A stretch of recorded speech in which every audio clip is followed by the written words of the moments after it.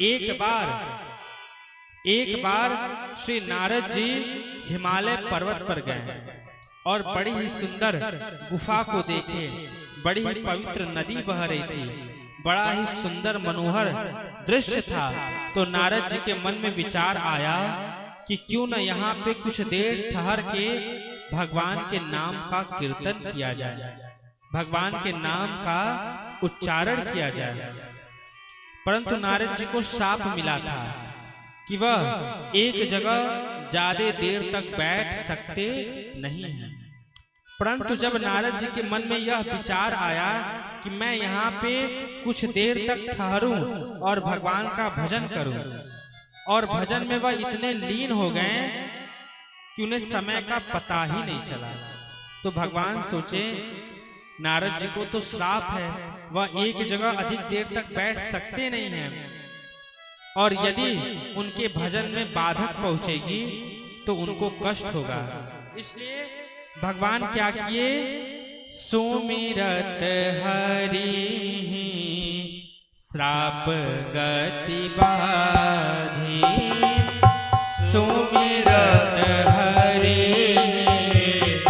श्राप गति बाधी, सहज विमल मन लागी समाधि, सहज विमल मन लागी समाधि। सुमिरत हरि श्राप गति बाधी। नारद जी ने ज्यों ही भगवान का स्मरण किया, भगवान के भजन करने की इच्छा की, तुरंत ही हरि वहां पे प्रकट होकर के नारद जी के श्राप को रोक दिए। क्योंकि भगवान भक्त वत्सल होते हैं। राम सदा सेवक रुचि राखा, वेद पुराण साधु सुर साखा। जो राम है वह सदा अपने सेवकों के मन की बात को रखते हैं। और जब भगवान को पता चला कि नारद जी यहाँ पे हमारा भजन करना चाहते हैं, तो उस भजन में बाधक न आए, इसलिए वहां पे प्रकट होकर के उनके श्राप की गति को रोक दिए और नारद जी की समाधि लग गई। नारद जी को पता ही नहीं चला। अब आप बताइए, उनकी समाधि लगाने में किसका हाथ है? भगवान का हाथ है। भगवान की कृपा थी तभी तो उनकी समाधि लगी।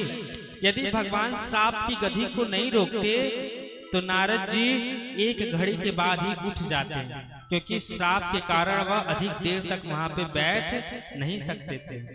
परंतु भगवान ने कृपा करके कि हमारे सेवक का जो हृदय है वह दुखे नहीं, इस कारण उन्होंने उनके श्राप को रोक दिए और नारद जी की समाधि लग गई।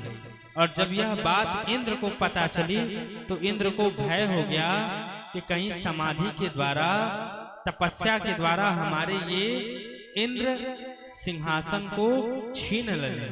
इसलिए उन्होंने कामदेव को भेजा और कामदेव अनेक उपाय किए, परंतु उन्होंने नारद जी के समाधि से नारद जी को हटा नहीं सके। और अंत में कामदेव नारद जी के चरणों पर गिर पड़े।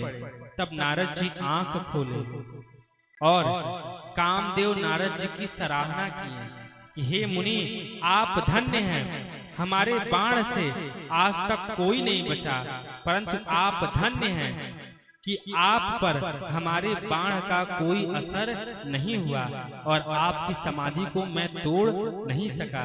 इसलिए आप हमें क्षमा कीजिए, मैं आपकी समाधि को भंग करने आया था और आप हमें आशीर्वाद दीजिए।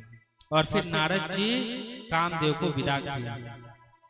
आप सच्ची सच्ची बताइए, क्या नारद जी ने कामदेव को जीत लिया? नारद जी ने कामदेव को नहीं जीता था। आपको पहले ही बताया, वहां पे हरि प्रकट होकर के नारद जी के श्राप को बांध लिए थे। तो बताइए, जहां पे हरि बैठे रहेंगे वहां पे कामदेव का कोई वश चलेगा? किसी का वश नहीं चलेगा। जब भक्त भगवान का स्मरण करता है, भगवान की पूजा साधना में लगा रहता है, तो भगवान उसकी रक्षा करने स्वयं वहां पे प्रकट हो जाते हैं। और इसी कारण से कामदेव नारद जी का कुछ बिगाड़ नहीं पाया। क्योंकि उनकी रक्षा में स्वयं हरि ही वहां पे खड़े हुए थे। परंतु नारद जी को अभिमान आ गया कि मैंने कामदेव को जीत लिया।